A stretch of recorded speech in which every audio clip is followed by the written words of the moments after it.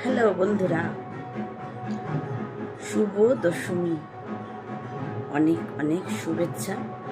বড়দের আমার প্রণাম, ছোটদের আমার অনেক ভালোবাসা। তো দশমী হয়ে গেল, মা চলে গেল শ্বশুরবাড়ি। মা বলছে এখন আর থাকবো না, এখন শ্বশুরবাড়ি চলে গেল। তো আমাদের জিএমসিতে দুটো পুজো হয়েছে, একটা হয়ে মা চলে গেছে আর একটা যাচ্ছে। তো আবার পাচ্ছেন নিশ্চয়ই। তো মনটা খারাপ। আবার পরের বছরে আসার অপেক্ষা রইলাম, মা আমাদের কাছে আবার আসবে, আমরা আবার কেনাকাটি, সমস্ত শপিং, নানান ধরনের অফার, ডিসকাউন্ট, মানে এনজয় সবাই ভালো মন্দ খুব ভালোভাবে কাটিয়েছি। আর তো আমরা আবার চলে এসেছি একাদশীতেই। হ্যাঁ, রাইট। তো ডেলি লাইফস্টাইল আবার চলে এসেছি, মানে প্রত্যেক দিনের মতন কাজ কর্ম,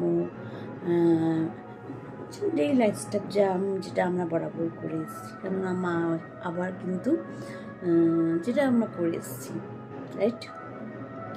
তো ডেলি লাইফস্টাইল আমরা পুজোতে প্রচুর যখন খাওয়া দাওয়া করেছি, প্রচুর কিন্তু আমরা একটু গুলিগুলি হয়েছি।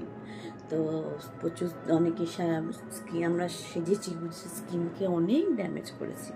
তো মানে সাজুগুজু তো হবে, একটু তো ওটা করলে হবে, কিন্তু সব কিছুই করতে হবে, আনন্দটা করতে হবে না।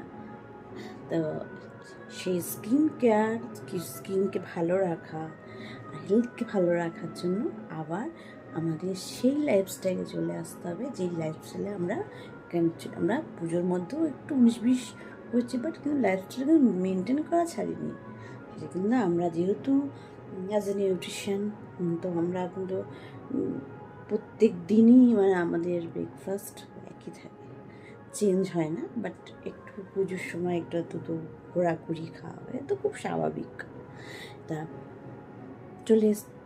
আবার চলে আসতে হবে আমাদের আবার ডেলি রুটিনে। তো আরেকটা কথা বলতে এসেছি, সেটা হচ্ছে সামনে হচ্ছে আবার মা কিন্তু চলে যাচ্ছে, কিন্তু মা কিন্তু আবার লক্ষ্মী পুজো চলে আসছে। আমাদের বাড়িতে কিন্তু আবার লক্ষ্মী পুজো সবার ঘরে করাবো। এবার আমার প্ল্যান আছে, হয়তো ছোটো করেই করবো কিছু, এখন ছোটো করেই করি, পুরো কাজটা এখন আর পুরোটা করে উঠতে পারা যায় না।